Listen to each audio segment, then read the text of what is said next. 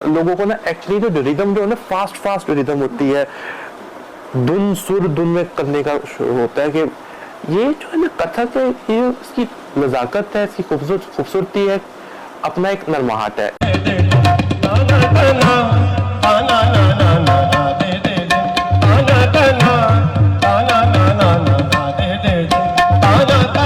जहाँ तक मेरा एक्सपीरियंस हुआ, ये एक कथक एक रक्स नहीं है, इसके अंदर एक इबादत भी है। ये इंसानियत सिखाता है जो कि अब लोगों में नहीं है।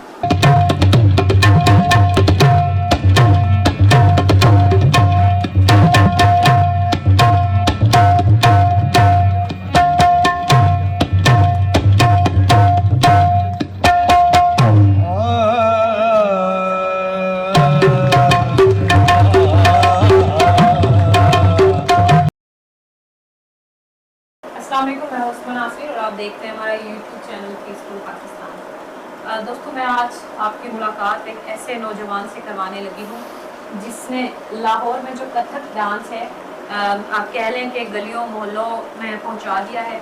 तो आपका वक्त ज़ाया के बगैर मैं आपकी मुलाकात करवाऊँगी नौजवान कामरान वलीद से। अस्सलाम वालेकुम। वालेकुम अस्सलाम। कैसे हैं आप कामरान? ठीक ठाक। अच्छा, सबसे पहले थोड़ा सा अपने बारे में मेरे देखने वालों को बता दें। जी, सबसे पहले मैं वलीद कामरान हूँ, मैं क्लासिकल कथक डांसर हूँ और मैंने ये मुझे बचपन से मुझे ये शौक था कथक सीखना। शुरू में मेरे घर वालों को, रिश्तेदार को मतलब दबाव था कि ये क्या कर रहा है, इसको नहीं मतलब ये सीखना नहीं चाहिए, ठीक है।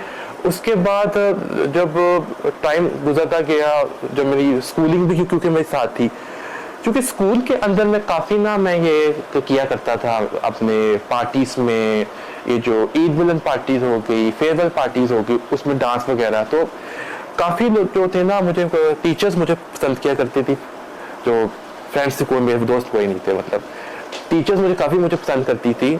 तो उसके अलावा ना जब पेरेंट्स टीचर मीटिंग में ना, तो मेरी मदर को ना मतलब एक टीचर्स ने कहा था कि इस बच्चे में कूट के भरी हुई है, तो कला कूट के भरी हुई, तो उसको ना एक फन दिया जाए।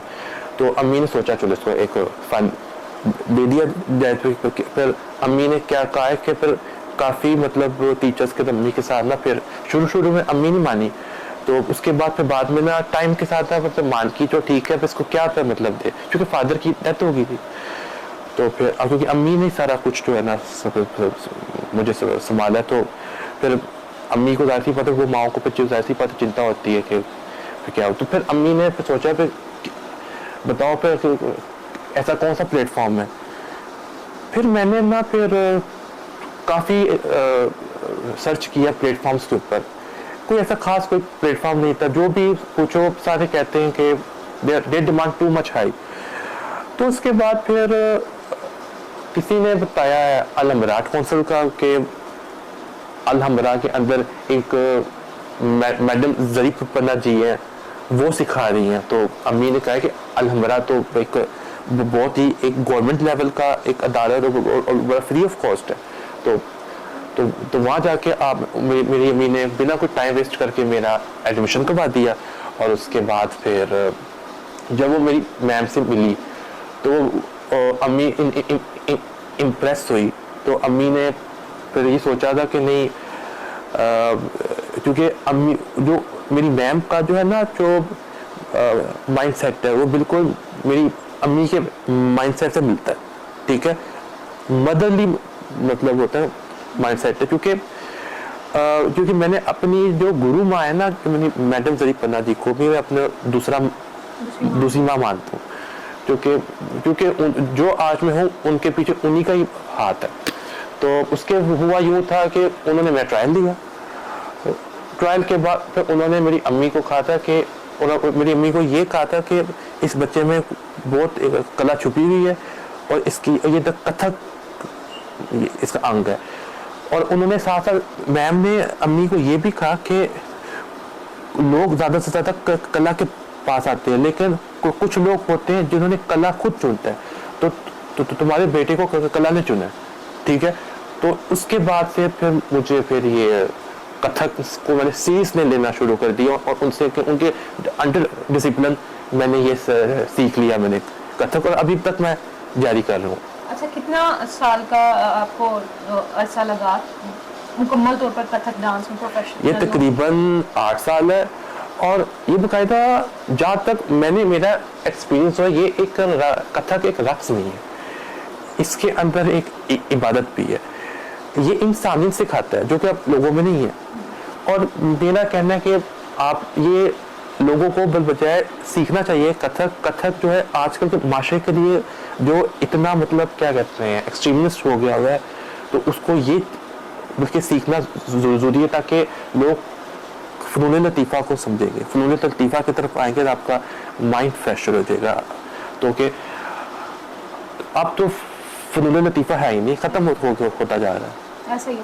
अच्छा कामरान, मैं अगर पूछूं कि लोगों का रवैया कैसा है आपके साथ, क्योंकि हमारे माशरे में रक्स को अच्छा नहीं समझा जाता, ख़वातीन के लिए भी अच्छा नहीं समझा जाता। अगर लेकिन आप तो एक मर्द हैं और आप कह लें कि कथक डांस करते हैं, तो अगर मैं माशरे के रवैये की बात करूं तो माशरे का रवैया कैसा है आपके साथ?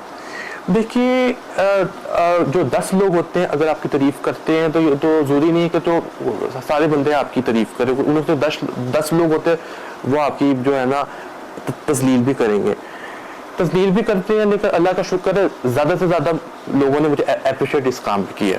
मुझे कभी भी कहीं से मुझे ये सामना नहीं मिला हुआ कि किसी ने मेरे मुंह पे कह दिया कि नहीं तुम्हारा डांस नहीं सही, वगैरह नहीं सही। और मज़े की बात होती है जो वो कोई कहता भी है वो उनसे पूछो कि आपको आता है, उनको तो स्लो ताल में पता ही नहीं खुद होता, बस क्या नहीं गाना स्लो था, तेज लोगों को ना एक्चुअली जो रिदम जो है ना फास्ट रिदम होती है, धुन सुर धुन में करने का होता है कि ये जो है ना कथक है, ये इसकी नज़ाकत है, इसकी खूबसूरती है, अपना एक नरमाहट है, इसका अपना एक वो कहते हैं ना एक खूबसूरती। तो वो चीज़ पर वो लोग नहीं, नज़ाकत ये लोग नहीं समझते। लोग जो है ना वो चीज़ पसंद करते हैं, रैप समथिंग वेस्टर्नाइज हो गई हुई है, तो फिर वो चीज़ वेस्टर्नाइज की तरफ जो जा रही है ना, फिर वो जो क्लासिकल जो है ना चीज़ होती है फिर वो ख़त्म होती जा रही। एज अ मैं यूथ जो मैं करता हूँ, लोग कहते हैं कि सब लोग, सारे नहीं, कुछ लोग कहते हैं कि बीच में जो इस चीज़ को नहीं समझते, वो कहते हैं कि आप जो क्या मतलब कि रॉ मटेरियल में आप आ गए हो, पुरानी सदियों से 400 साल 500 साल पीछे, जो कि आज इसको पूछता भी नहीं है। तो मैं आगे से ये कहता हूँ कि अगर करना पड़ेगा, क्योंकि तो क्या होता है ये भी एक फन था, क्योंकि एक वक्त में इसका महफिलें इसके बगैर नहीं होती थी, तो अब जाके वो जो है ये फन जो है अब आप बिल्कुल नपैद हो गया। इसके पीछे एक हिस्ट्री, बहुत बड़ी हिस्ट्री है, उनको क्या हिस्ट्री है सबको पता है किसकी वजह से हुआ है, ठीक है, अब बताने की जरूरत नहीं है। बस बहुत शुक्रिया कामरान, आपने हमें वक्त दिया। तो ये थी हमारी आज की वीडियो और मैं उम्मीद करती हूँ कि आपको यकीनी तौर पर बहुत अच्छी लगी होगी। कमेंट सेक्शन में अपनी राय का इजहार ज़रूर कीजिएगा। अपनी होस्ट असमा नासिर को इजाज़त दीजिए। अल्लाह हाफ़िज़।